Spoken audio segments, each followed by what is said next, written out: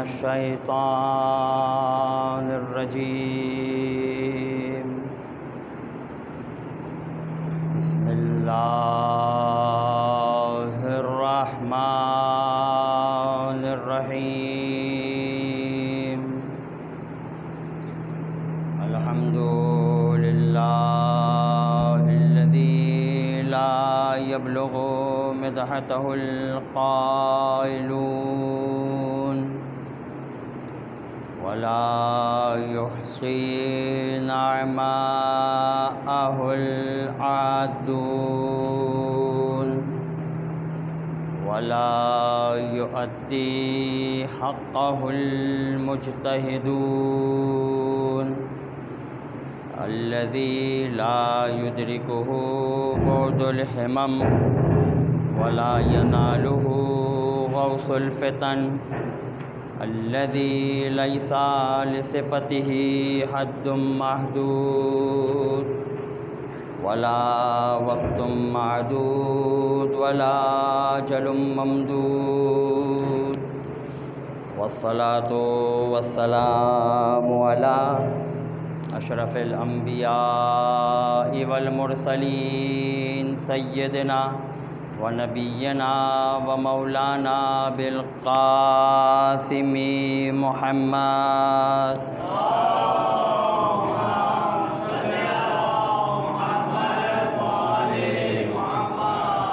وعلى أهل بيته الطيبين الطاهرين المعصومين المظلومين.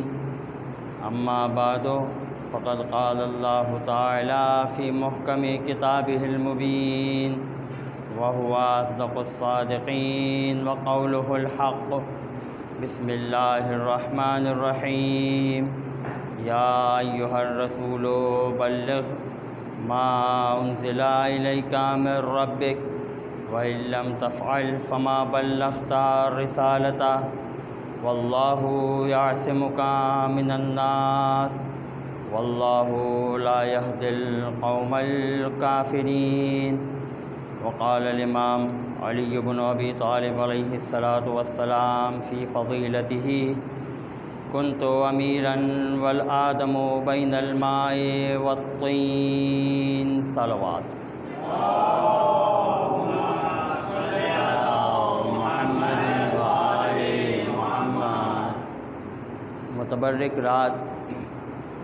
معتبر رات، خوشی کی رات، اور بہرحال اس متبرک رات کے عنوان سے حق یہ بنتا ہے کہ پہلے زمانے کے امام کی خدمت میں اپنی طرف سے اور آپ تمام مومنین کی طرف سے ہدیہ تہنیت پیش کروں، اور اس کے بعد اپنی طرف سے آپ تمام مومنین کو مبارکباد پیش کرتا ہوں۔ سورہ مبارک مائدہ ترتیب کے لحاظ سے قرآن مجید کا 5واں سورہ، کئی مرتبہ صاحبان علم و عمل اس آیت کو سرنامہ کلام میں تلاوت کے طور پر سنتے بھی رہے ہیں۔ مشہور و معروف سورہ مائدہ کی آیت ہے کہ جس میں پروردگار عالم نے اپنے حبیب سے ایک بات کا تقاضا کیا ہے، اور وہ ایک بات اتنی وزنی ہے، اتنی گرا قدر ہے، اس کی قدر و قیمت اتنی زیادہ ہے کہ حبیب اگر آپ نے اس کام کو انجام نہیں دیا تو آدم سے لے کر آپ تک تمام رسولوں کی رسالتیں خطرے میں ہیں۔ اتنا گرا قدر کام ہے۔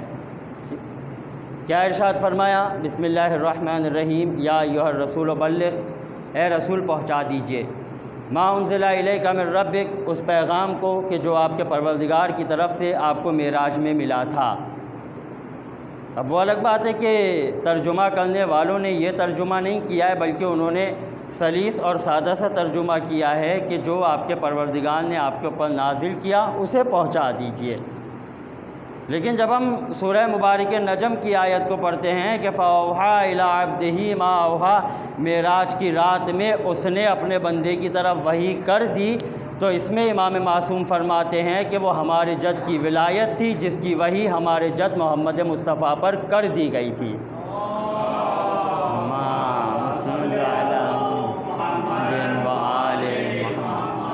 اور اس کے بعد ایک تنبیہی انداز پروردگار عالم نے اختیار کیا کہ وَإِن لَّمْ تَفْعَلْ فَمَا بَلَّغْتَ رِسَالَتَهُ، اور اے رسول اگر آپ نے اس کام کو انجام نہیں دیا، اگر آپ نے اس کام کو نہیں کیا تو اس کا مطلب یہ ہے کہ رسالت کا کوئی بھی کام آپ نے انجام نہیں دیا۔ وَاللَّهُ يَعْصِمُكَ مِنَ النَّاسِ علیہ السلام، اور اللہ تعالیٰ آپ کو لوگوں کے شر سے محفوظ رکھے گا۔ ٹھیک ہے، یعنی یہ پروردگار عالم نے ضمانت دی کہ آپ کو اس کام کے اعتبار سے پریشان ہونے کی ضرورت نہیں ہے، اللہ آپ کی حفاظت کے لیے موجود ہے۔ واللہ لا یہدی القوم الکافرین، اور اللہ تعالیٰ کافروں کی ہدایت نہیں کرتا۔ یہ آیت کا ظاہری ترجمہ، اور اسی کے اعتبار سے مولا کائنات کا بڑا ایک بہترین قول جسے ہمارے علماء نے کثرت کے ساتھ نقل کیا، جس میں مولا کائنات اپنی فضیلت کو ارشاد فرماتے ہیں کہ دیکھو تم میں سے کسی کے ذہن میں یہ خیال پیدا نہ ہو کہ جب اللہ کے رسول نے مدینے میں مجھے امیر المومنین کہا اس وقت میں امیر المومنین کہلایا گیا، بلکہ مولا کائنات فرماتے ہیں کہ کنت امیراً والآدم بین الماء والطین، میں اس وقت بھی مومنوں کا امیر تھا جب آدم مٹی اور پانی کے درمیان میں تھے۔ ایک صلوات پڑھے محمد وآل محمد پر۔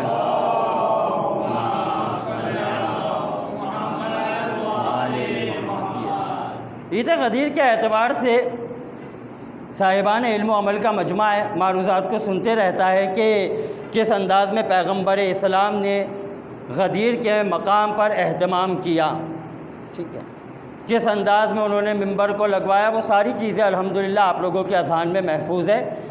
آج مجھے ایک الگ اعتبار سے جشن کو پڑھنا ہے، اور وہ کیا؟ وہ اس اعتبار سے کہ جب پروردگار عالم نے سب سے پہلے مخلوقات کو خلقت کا لباس پہنایا تو اس وقت اس کی نظر میں کون سے دن کی اہمیت بہت زیادہ تھی؟ یعنی کوئی تو دن ہوگا نا کہ جس کے بارے میں ہم یہ کہہ سکتے ہیں کہ اللہ تعالیٰ نے اس دن کا انتخاب کیا اور انتخاب کرنے کے بعد ان تمام مراحل کو مکمل کیا ہے ایسا؟ یعنی ابھی بات یہ نہیں ہو رہی ہے کہ حضرت آدم علیہ السلام دنیا میں آئے اور دنیا میں آنے کے بعد کیا حالات ہوئے، نہیں، حضرت آدم علیہ السلام سے بھی کروڑوں نوری سال پہلے، کروڑوں نوری سال پہلے، کس انداز میں؟ ہمارے اور آپ کے آٹھویں امام حضرت امام علی رضا علیہ السلام صلی محمد و آل محمد۔ دیکھیں مولا کی شان اور فضیلت یہ ہے کہ مولا قیامت تک آنے والے ہر مومن کے چہرے کو پڑھ کر جواب دینے کی صلاحیت رکھتے ہیں۔ یہ ہے مولا کو اس بات کا علم تھا کہ ہمارے چاہنے والوں کے ذہن میں ایک سوال یہ پیدا ہوگا کہ آخر کس چیز کو، کس دن کو اللہ تعالیٰ نے بابرکت بنایا ہے، کس دن کا انتخاب کیا ہے۔ مولا فرماتے ہیں کہ 18 ذی الحجہ کا دن یہ وہ دن ہے کہ جس دن پروردگار عالم نے ہماری یعنی توحید پیش کر دی، رسالت پیش کر دی، اب مرحلہ ہے ولایت کا مولا کائنات سے لے کر زمانے کے امام تک کی علیہ السلام۔ آٹھویں امام فرماتے ہیں کہ 18 ذی الحجہ کا دن وہ دن تھا کہ جب پروردگار عالم نے ہم آل محمد کی ولایت کو مخلوقات کے اوپر پیش کیا، سب سے پہلے آسمانوں پر ہماری ولایت کو پیش کیا۔ فَسَبَقَتْ إِلَيْهَا السَّمَاءُ السَّابِعَةُ، ساتواں آسمان آگے بڑھا اور اس نے بڑھ کر ہم آل محمد کی ولایت کا اقرار کیا۔ فَزَيَّنَا بِهَا بِالْكَوْكِبِ، اللہ تعالیٰ نے اس ساتویں آسمان کو عرش کے ساتھ اور ستاروں کے ساتھ مزین کر دیا۔ ساتویں آسمان نے اقرار کیا علیہ السلام، اللہ تعالیٰ نے عرش، کرسی، لوح محفوظ ساتویں آسمان پہ قرار دی۔ اس کے بعد مولا فرماتے کہ ثم سبقت الیہا السماء الرابعہ، پھر چوتھے آسمان نے بڑھ کر ہم آل محمد کی جب ولایت کا اقرار کیا نا، فزینا بالبیت المعمور، تو اللہ تعالیٰ نے اسے بیت المعمور سے زینت بخشی۔ کیا ہے یہ بیت المعمور؟ دیکھیں دنیا میں ایک گھر ہے خانہ کعبہ علیہ السلام، تمام مسلمان اس گھر کا طواف کرتے ہیں، اور الحمدللہ ہماری جماعت میں سے بھی بعض مومنین کو یہ سعادت حاصل ہوئی، پروردگار عالم ان کی عبادتوں کو قبول فرمائے، ٹھیک۔ تمام مسلمان طواف کرتے، آدم کے دور سے طواف کا سلسلہ جاری ہے۔ اسی طریقے کا ایک گھر اللہ تعالیٰ نے چوتھے آسمان پر بنایا ہے، کس کے لیے؟ ملائکہ اور فرشتوں کے طواف کے لیے، ٹھیک ہے۔ آٹھویں امام بیان فرماتے ہیں کہ جب چوتھے آسمان نے بڑھ کر ہماری ولایت کا اقرار کیا کہ بار الہ میں امیر المومنین علی کی امامت کو تسلیم کرتا ہوں، حسن مجتبیٰ کی ولایت کا قائل ہوں، اور اس انداز میں 10 ائمہ کی ولایت کا قائل ہوا، پروردگار عالم نے بیت المعمور کو چوتھے آسمان کے سپرد کر دیا، بیت المعمور تمہارے حوالے۔ اس کے بعد مولا فرماتے ہیں کہ ثم سبقت الیہ السماء الدنیا، دنیا کے آسمان نے اس کی طرف تیسرے نمبر پر سبقت کی، فزینا بالکوكب، اللہ تعالیٰ نے ستاروں سے مزین کر دیا، ستارے دے دیے، ستاروں کے مطابق پہچانو، انسانوں کے حالات کو دیکھو، انسانوں کے مستقبل کو دیکھو، مستقبل کی خبریں بیان کرو، لیکن مقدس کتابوں پر اعتماد کرتے ہوئے۔ اگر مقدس کتاب کے ساتھ ستارے کی چال کو ملاؤ گے تو پروردگار عالم تمہاری مدد کرے گا، ستاروں کو دے دیا۔ اس کے بعد مولا فرماتے ہیں کہ مرحلہ یہاں پر آ کر رکا نہیں کہ آسمانوں کے اوپر ہماری ولایت کو پیش کر دیا، نہیں، ثم عرض ولایت علی الارضین، پھر زمینوں کے اوپر ہماری ولایت کو پیش کیا، مختلف زمینیں تھیں باقاعدہ، فسبقت الیہا مکہ، تو سب سے پہلے مکہ کی زمین آگے بڑھی اور اس نے ہماری ولایت کا اقرار کیا، فزینا بالکعبۃ المشرفہ، اللہ تعالیٰ نے اسے کعبے کے حوالے کر دیا کہ جا اپنے گھر کو تیری زمین پر بناؤں گا، یہ ہے۔ اس کے بعد آٹھویں امام فرماتے ہیں کہ ثم سبقت الیہا المدینہ، اس کے بعد مدینہ کی زمین 18 ذی الحجہ کے دن آگے بڑھی اور اس نے کہا کہ بار الہ تسلیم کرتی ہوں، مولا کائنات کی ولایت کو تسلیم کرتی ہوں، حجت خدا کی ولایت کو تسلیم کرتی ہوں، فزینا بالمصطفیٰ، پیغمبر اسلام کی قبر مبارک اس کے حوالے کر دی، یہ مدینہ کی اہمیت۔ اس کے بعد آٹھویں امام فرماتے ہیں کہ ثم سبقت الیہا الکوفہ، کوفہ کی زمین نے بڑھ کر اقرار کیا، فزینا بامیر المومنین علی ابن ابی طالب،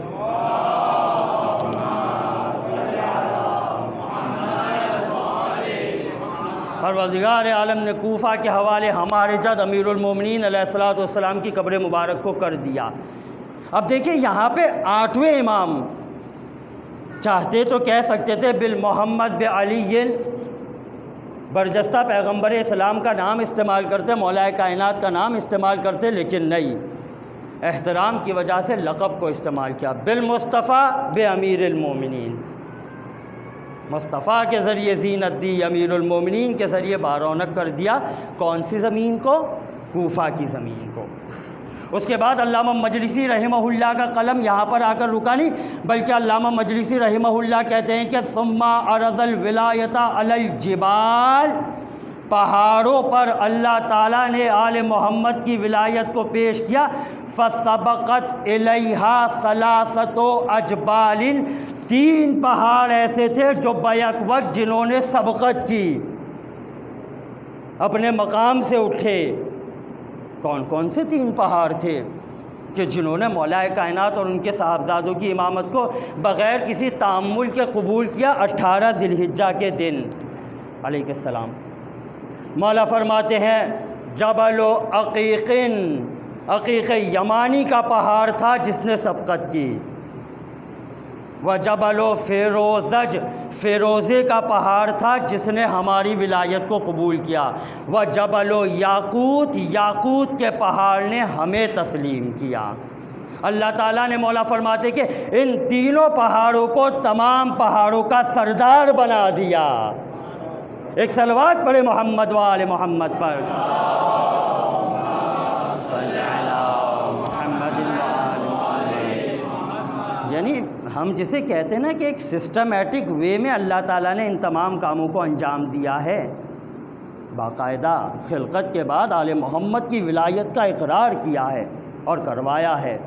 اس کے بعد مولا فرماتے کہ ثم جبل و ذہب و فضۃ، سونے اور چاندی کا پہاڑ آگے بڑھا دوسرے نمبر پہ۔ اس نے ہماری ولایت کو مانا تو پروردگار عالم نے اسے دنیا میں بادشاہی دے دی، جاؤ دنیا میں بادشاہ بن کے رہو۔ یہ ہے۔ پھر مولا یہاں پہ آ کے رکے نہیں، بلکہ مولا فرماتے کہ ثم عرض الولایت علی الماء، پھر اللہ تعالیٰ نے ہماری ولایت کو زمین میں موجود پانی پر پیش کیا، فقبل منہا، جس پانی نے ہماری ولایت کو قبول کیا، سارا حلوًا، اسے میٹھا اور شیریں بنا دیا، میٹھا اور شیریں بنا دیا علیہ السلام۔ اور پھر مولا فرماتے فلم یقبل الماء منہا، اور جس پانی نے ہماری ولایت کو قبول نہیں کیا، سارا ملحن، اسے نمکین اور کڑوا بنا دیا۔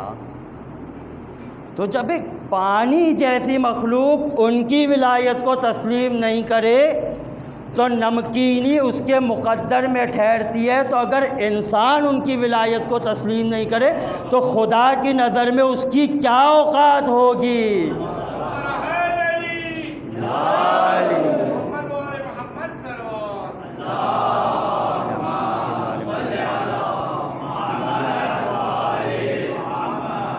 اس کے بعد آٹھویں امام فرماتے ہیں کہ ثم عرض الولایت علی النبات، اللہ تعالیٰ نے نباتات کے اوپر، پھلوں پر، سبزیوں پر ہماری ولایت کو پیش کیا۔ جس پھل نے، جس سبزی نے، جس نبات نے بڑھ کر ہماری ولایت کا اقرار کیا، پروردگار عالم نے اسے خوشنما بنا دیا،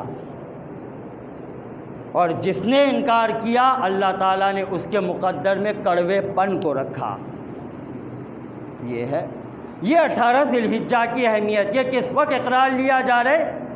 آدم علیہ السلام کو بھی پروردگار عالم نے خلقت کے دائرے میں نہیں لائے ہیں، بلکہ اس سے بھی کئی ہزار کروڑوں سال پہلے۔ یہ غدیر کے دن کی اہمیت۔ اور پھر اس کے بعد ایسا نہیں ہے کہ اللہ تعالیٰ نے اقرار کرانے کے بعد پھر اقرار تو ہو گیا نا تو بس ختم، نہیں، بلکہ اس کے بعد پھر انبیاء اور رسولوں کی زندگی میں بھی 18 ذی الحجہ کے دن کو عید کا دن قرار دیا۔ چھٹے امام کی روایت ہے، راوی کہتا ہے کہ مولا کیا ایک ذہن میں سوال پیدا ہوا ہے۔ مولا فرمانے لگے پوچھو۔ کہا مولا جمعہ کا دن آپ کے جد نے عید کا دن قرار دیا۔ کہا ٹھیک ہے۔ کہا مولا عید الفطر عید کا دن، ٹھیک ہے۔ کہا مولا عید الاضحیٰ عید کا دن، کہا ٹھیک ہے۔ کہا مولا اس کے علاوہ بھی کوئی عید ہے؟ مولا فرمانے لگے اس کے علاوہ ایک عید ایسی ہے کہ جس عید کو اللہ تعالیٰ نے تمام عیدوں کے اوپر فضیلت عنایت کی ہے۔ کہا مولا وہ کون سی عید؟ کہا وہ غدیر کے دن کی عید ہے۔ اور اس کے بعد مولا فرمانے لگے کہ اللہ تعالیٰ نے حضرت آدم علیہ السلام سے لے کر ہمارے جد تک ہر نبی کو وحی کی کہ 18 ذی الحجہ کے دن کو عید کے طور پر منایا جائے، عید کے طور پہ منایا جائے۔ کس انداز میں؟ دیکھیں جب عید کا ایک کانسیپٹ ہمارے ذہنوں میں آتا ہے نا تو خصوصاً عید الفطر میں، عید الاضحیٰ میں مختلف قسم کے نظریات شروع ہو جاتے ہیں۔ ابھی مجھے نہ تو نظریات میں جانا ہے، نہ تو اس حوالے سے بات کرنی ہے۔ آج انشاءاللہ غدیر کے اعتبار سے جشن ہے اور بس وہی آپ کی خدمت میں بیان کرنا ہے۔ عید کے دن کو اگر ہم دیکھا جائے نا تو حضرت آدم علیہ السلام نے اپنے بیٹے شیث کو حکم بھی دیا تھا، وصیت بھی کی تھی کہ بیٹا شیث سال میں ایک دن عید کے طور پہ مناؤ، اپنے بیٹوں کو، فرزندوں کو، اپنے چاہنے والوں کو جمع کرو، ٹھیک ہے، ان کو کھانا کھلاؤ اور ساتھ ساتھ ان کے سامنے ایک تذکرہ کرو۔ حضرت شیث علیہ السلام بیان کرنے لگے کہ بابا جان بتائیے کس کا تذکرہ کریں؟ تو حضرت آدم علیہ السلام فرمانے لگے کہ اس دن تذکرہ کرو میرے بیٹوں میں سے نوح نبی کا، نوح کا دور آئے گا، نوح مسجد کوفہ میں کشتی بنائیں گے، طویل کشتی ہوگی، ساری دنیا میں طوفان آئے گا، صرف کشتی والے بچیں گے۔ اس دن کا کثرت کے ساتھ عید کے دن ذکر کرو۔ اور دیکھیں جب پیغام اہم ہوتا ہے نا تو اہتمام بھی اہم کیا جاتا ہے، اہتمام اہم کیا جاتا ہے، ورنہ حضرت آدم علیہ السلام چاہتے تو عید کے طور پہ منوانے کا حکم نہیں دیتے، لیکن نہیں، اس وجہ سے کیونکہ جیسے جیسے میری ذریت آگے بڑھے، نوح نبی کا دور آئے، نوح کلمہ حق کو بلند کرے تو فوراً آدم کی باتیں لوگوں کے ذہنوں میں آ جائیں اور لوگ نوح کا ساتھ دیں عید کا دن۔ لیکن اس کے ساتھ ساتھ حضرت آدم علیہ السلام کی روش تھی۔ حضرت شیث علیہ السلام جب منصب نبوت پر فائز ہو گئے، حضرت آدم کا آخری وقت آیا، تو راوی کہتا ہے کہ 18 ذی الحجہ کا دن تھا کہ جس دن حضرت آدم علیہ السلام نے اپنے تمام بیٹوں کو جمع کیا۔ اچھا کتنے بیٹے تھے؟ ایک سوال یہ پیدا ہوتا ہے نا کہ آدم نے اس دنیا میں تقریباً 965 سال کا عرصہ گزارا ہے، ٹھیک ہے، کتنے بیٹے تھے آدم کے؟ 40,000 فرزند تھے آدم کے اس زمین پر، 40,000۔ ان تمام کو کس دن آدم علیہ السلام نے جمع کیا؟ 18 ذی الحجہ کے دن۔ آؤ میرے خیمے کے قریب آ کے جمع ہوں۔ اچھا لوگ پریشان، بیٹے پریشان۔ حضرت آدم شیث کو لے کر آئے، شیث کا ہاتھ بلند کیا اور کہنے لگے کہ میرے بعد شیث تمہارے امام ہوں گے، 18 ذی الحجہ کا دن یاد رکھنا۔ یہ 18ویں کی فضیلت۔ اور آگے چلیں، جناب شیث علیہ السلام کا آخری وقت آیا، انہوں نے جناب انوش کو 18 کے دن وصی بنایا۔ اور چلیے آگے، حضرت ادریس علیہ السلام چوتھے آسمان پر مسجد سہلا پہ جانے والے ہیں، 18 کے دن مطلوع شخص کے لیے تمام لوگوں کو جمع کر رہے ہیں، 18 ذی الحجہ کا دن۔ اور چلیے آگے، حضرت نوح علیہ السلام کا دور آیا، سام بن نوح حضرت نوح کے جلیل القدر بیٹے منصب خلافت پر فائز ہوئے، 18 کے دن سام بن نوح کی خلافت کا اعلان کیا۔ اور آگے چلیے، حضرت ابراہیم علیہ السلام کا دور آیا، شہزادی ختیجہ سلام اللہ علیہا کی شہادت کی مناسبت سے جب میں نے اس امام بارگاہ میں مجلس پڑھی تھی تو اس وقت بھی اس جملے کو میں نے بیان کیا تھا کہ ابراہیم نبی کو جو آتش نمرود سے نجات ملی ہے وہ 18 ذی الحجہ کے دن ہے۔ ایک صلوات پڑھے محمد وآل محمد پر۔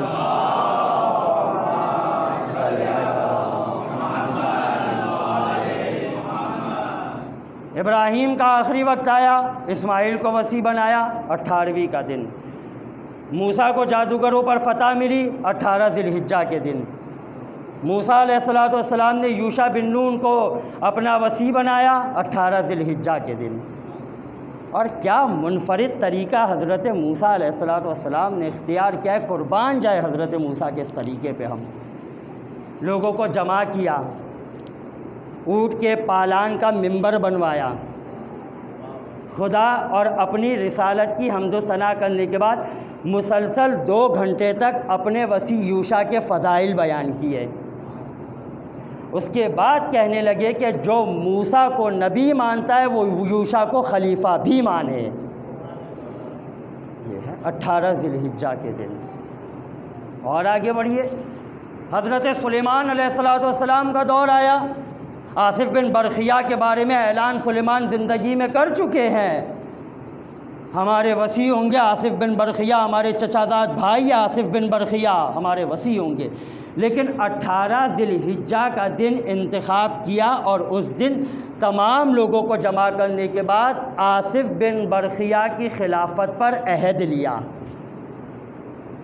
دیکھو آصف ابن برخیہ کی خلافت پر ثابت قدم رہنا، جنت میں لے کے جائیں گے آصف۔ اور آگے چلیے، حضرت عیسیٰ روح اللہ کا دور آیا، 18 ذی الحجہ کا دن آیا، جناب شمعون کو 18 ذی الحجہ کے دن فلسطین میں اپنا خلیفہ مقرر کیا۔ اب جب ان تمام انبیاء کی ایک مرتبہ ہم تاریخ کو پڑھتے ہیں تو ان میں ایک بات یہ مشترک نظر آتی ہے کہ ہر نبی جانے سے پہلے 18ویں کے دن کا انتخاب کرتا تھا، تو پیغمبر اس سنت سے کیسے ہٹ سکتے ہیں اور کیسے کہہ سکتے ہیں کہ بھائی میرے بعد اس کو بنا دینا جو بھگوڑا ہے؟ کیسے کہہ سکتے؟ ایسا نہیں ہو سکتا۔ اللہ کے رسول نے بھی 18ویں کے دن کا انتخاب کیا۔ واقعات آپ کی سماعتوں میں محفوظ ہے، لیکن ایک نتیجے کی طرف اشارہ کرنا ہے۔ وہ نتیجہ کیا؟ دیکھیں، پیغمبر اسلام نے مولا کائنات کی امامت کا اعلان کر دیا، یہاں تک تو آپ نے واقعات میں سنا ہوا ہے، لیکن اب اس کے بعد ایک منفرد انداز اختیار کیا، یعنی وہ منفرد انداز کہ جو حضرت موسیٰ علیہ السلام نے جناب یوشع بن نون کے حوالے سے کیا تھا۔ کیا منفرد انداز؟ اچھا، جب اعلان کر دیا تو وہ لوگ کہ جن کے دل میں کھوٹ تھا وہ آئے اور کہنے لگے کہ یا رسول اللہ ہم جائیں، علی کی خلافت کا اعلان ہو گیا، اب اجازت دیجیے۔ کہا نہیں، علی کو امیر المومنین کہہ کر سلام کرو اور علی کے ہاتھ پر بیعت کرو، بیعت کرو۔ پیغمبر اسلام چاہتے تو اپنے خیمے میں بھی علی کو بٹھا سکتے تھے، لیکن نہیں، راوی کہتا ہے کہ ایک باقاعدہ خیمہ لگوایا، صحیح ہے، اور بالکل منفرد خیمہ، رنگ کون سا؟ سبز رنگ، سبز رنگ کا خیمہ لگوایا، اور تاریخ اسلام کا واحد خیمہ تھا جس کے 2 دروازے تھے، ایک سے داخل ہو، وہاں سے ہی نہیں نکل جانا، دوسرے سے باہر نکلنا۔ کیوں؟ کیونکہ پیغمبر کو پتا تھا کہ جب علم دیتے ہیں تو بھاگ کر اسی راستے سے آ جاتے ہیں، تو یہ تو علی کی امامت کا اعلان ہے، تو یہ تو کریں گے نہیں اور دوبارہ واپس آ جائیں گے، دوسرے راستے سے نکلنا۔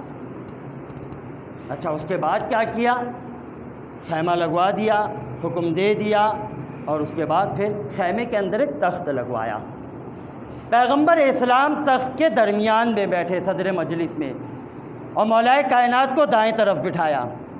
اب حکم دیا کہ ایک ایک صحابی خیمے میں داخل ہو، علی کو سلام کرے، امامت کے حوالے سے بیعت کرے، دوسرے دروازے سے باہر نکلے۔ پہلے وہ آئے جو کہتے ہیں کہ جب احد میں کافروں نے پشت سے حملہ کیا تو میں احد کی چوٹی پر اس طریقے سے اچک کر چل رہا تھا جس طرح بکری کا بچہ اچکتا ہے، اس طریقے سے میں چل رہا تھا۔ وہ آئے پہلے، کہنے لگے کہ بخن بخن یبنا ابی طالب، اے ابو طالب کے بیٹے، آپ کو بہت مبارک ہو، اصبحت مولایا و مولا لکل مؤمن و مؤمنۃ، یا امیر المومنین، آپ نے کیسی صبح کی ہے کہ آج کے دن آپ تمام مومنین مردوں کے اور عورتوں کے امام بن گئے۔ اس کے بعد پھر وہ آئے کہ جنہیں زبردستی علی کی مسند پر بٹھایا گیا، صحیح ہے، اور اس کے بعد پھر یہ سلسلہ چلتے رہا۔ 1.25 لاکھ حاجی ہیں۔ اچھا، اب جو بیعت کر رہے تھے انہوں نے کہا کہ یا رسول اللہ ہم نے تو بیعت کر لی، ہم نے امیر المومنین کہہ کر سلام بھی کر دیا، اب ہم جائیں؟ کہا نہیں، رکو ابھی۔ کہا یا رسول اللہ ہم نے تاریخ دی تھی کہ اس تاریخ کو ہم اپنے شہر میں پہنچ جائیں گے، ہماری بیوی، ہمارے بچے، ہمارے والدین فکر کر رہے ہوں گے۔ پیغمبر فرمانے لگے محمد مصطفیٰ ضمانت دیتا ہے کہ کسی کو کچھ نہیں ہوگا، محمد مصطفیٰ ضمانت دیتا ہے۔ اس کے بعد پھر جب 3 دن کا سلسلہ مکمل ہوا، اچھا اب یہ 3 دن روکا کیوں، اس کو ابھی انشاءاللہ آگے بیان کروں گا۔ مردوں کا سلسلہ مکمل ہو گیا، اب خواتین کی باری تھی، ٹھیک ہے۔ اچھا، خواتین میں وہ بھی تھی کہ جو ایک جنگ میں لیڈر بھی رہ چکی ہیں، ہے نا، اب یہاں پہ اگر حضرت علامہ ذیشان حیدر جوادی کا جملہ بیان نہیں کروں تو میری مجلس نامکمل ہو جائے۔ علامہ کہتے ہیں کہ ہواب کے مقام پر موجود ان جانوروں کی بصیرت اور بصارت کا کیا کہنا، جو رات کے اندھیرے میں ایک خاتون کو جو کہ اماری پر بیٹھی ہوئی ہے، چاروں طرف پردہ ہے اور اس کے اندر بھی باقاعدہ با پردہ وہ خاتون بیٹھی ہوئی ہے، لیکن ان تمام رکاوٹوں کو چیرتے ہوئے علی کے دشمن کو پہچان لیا اور بھونکنا شروع کر دیا۔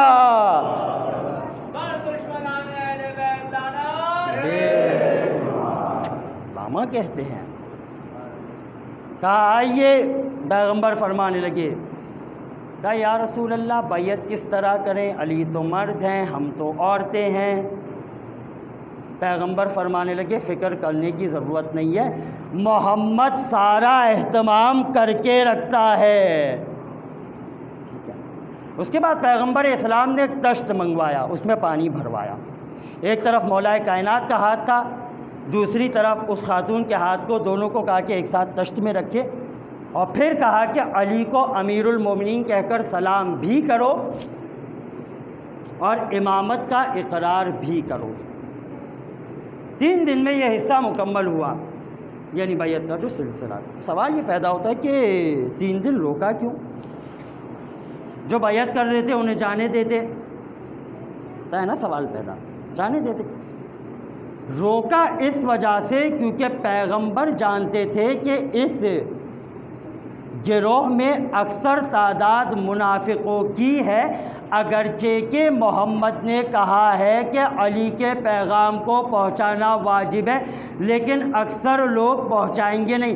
3 دن انتظار کرواؤ، جب 3 دن کے بعد اپنے شہر میں پہنچیں گے اور شہر والے پوچھیں گے کہ بھائی 1 دن نہیں، 2 دن نہیں، 3 دن دیر سے کیوں آئے، تو بتانا پڑے گا علی کی امامت کا اعلان تھا۔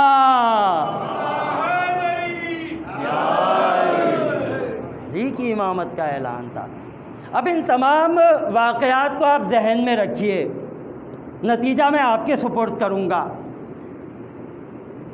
کہ پیغمبر اسلام کی مراد کیا تھی۔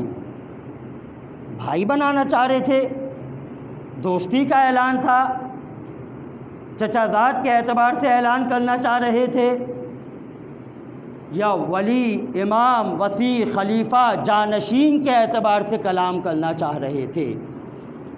کیا تھی پیغمبر اسلام کی منشا اور پیغمبر اسلام کا مقصد؟ اگر اس سے پہلے کہ تمام معانی کو لیا جائے، دوست، چچا زاد بھائی، ناصر، معین، تو یہ تمام کے تمام معنی یہاں پر آ کر جسے ہم کہتے ہیں نا کہ کوئی اہمیت نہیں رکھتے۔ کیوں؟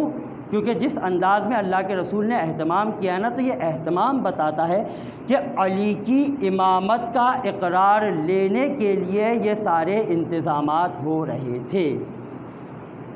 مولا کائنات کی امامت تھی، تاکہ قیامت کے میدان میں کوئی یہ نہیں کہہ سکے کہ ہم تک تو علی کی امامت پہنچی نہیں تھی، اور اس اعتبار سے اللہ کے رسول نے بہترین انتظام کیا۔ دیکھیے یہ غدیر کی فضیلت۔ اب سوال ایک یہ پیدا ہوتا ہے کہ ائمہ نے کس انداز میں غدیر کو منانے کے اعتبار سے حکم دیا ہے، ٹھیک ہے نا؟ تو اب یہاں پر چھٹے امام کی بھی روایت ہے، پیغمبر اسلام بھی بیان فرماتے ہیں، مولا کائنات بھی ایک مقام پر ارشاد فرماتے کہ غدیر کے دن ہمارے چاہنے والوں کو چاہیے کہ روزہ رکھے۔ اگر اس دن روزہ رکھیں گے تو 60 سال کے گناہ معاف کر دیے جائیں گے۔ یہ ایک روایت۔ دوسری روایت میں مولا کائنات فرماتے کہ اگر ایک انسان اپنی زندگی کے تمام دنوں میں روزہ رکھتا رہے، یعنی کوئی بھی دن اس کا ایسا نہیں ہے کہ جس دن اس نے باقاعدہ صبح میں ناشتہ کیا ہو، نہیں، ساری زندگی اس نے روزے رکھے، لیکن مولا فرماتے ہیں کہ جو اس نے غدیر میں روزہ رکھا ہے وہ ان تمام روزوں پر فضیلت رکھتا ہے۔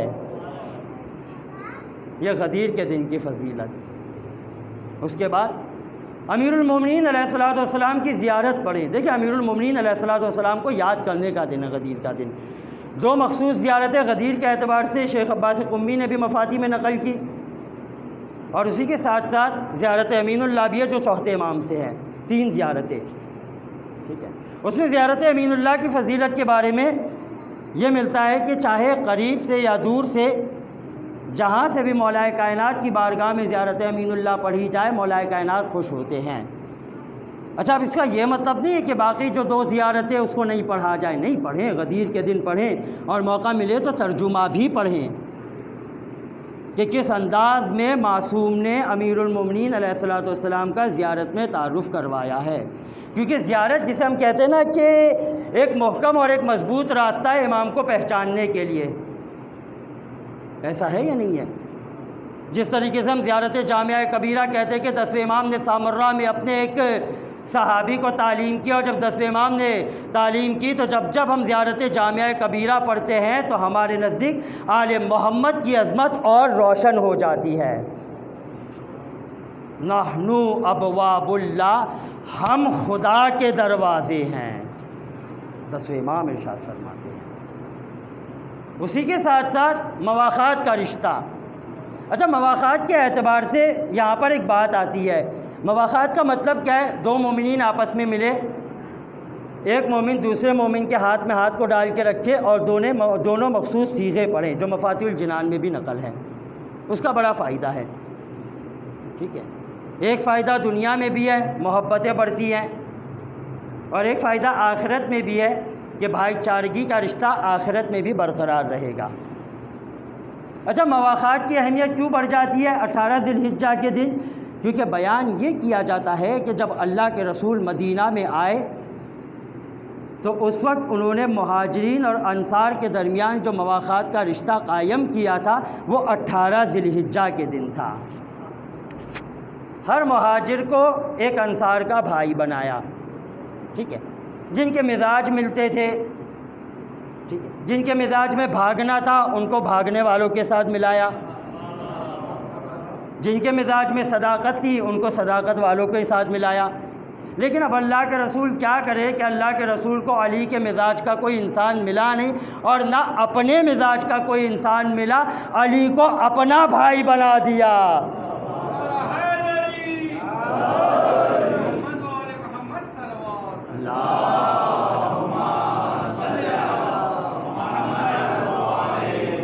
تو مواخات کا رشتہ، زیادہ سے زیادہ محمد اور آل محمد پر درود پڑھے۔ دیکھیں، یہ تو ہو گئے اعمال، لیکن اس کے ساتھ ساتھ ایک اہم چیز کیا ہے؟ ایک اہم دعا جسے ہم کہتے ہیں، خصوصاً اس زمانے میں، ٹھیک ہے، اور وہ دعا یہ ہے کہ غدیر کے دن اپنے اور اپنے بچوں کے ایمان کی سلامتی کی دعا کرے، امیر المومنین کا وسیلہ اور واسطہ دے کر، ٹھیک ہے۔ اور اس میں کوئی شک نہیں کہ دیکھیں، اس بات کو کبھی ذہن میں نہیں لائیے گا کہ مولا کائنات کی شہادت کو تو 1400 سال ہو گئے، جناب امیر نجف میں ہے، اب امیر المومنین علیہ الصلوۃ والسلام کا وسیلہ اور واسطہ ہمیں کیا فائدہ دے گا؟ ایسی بات نہیں ہے، بلکہ مولا کائنات رمیلہ سے فرماتے ہیں کہ رمیلہ، اگر ہماری شہادت کے بعد بھی کوئی مومن ہمارے وسیلے سے دعا کرے گا تو علی نجف میں بیٹھ کر آمین کہے گا،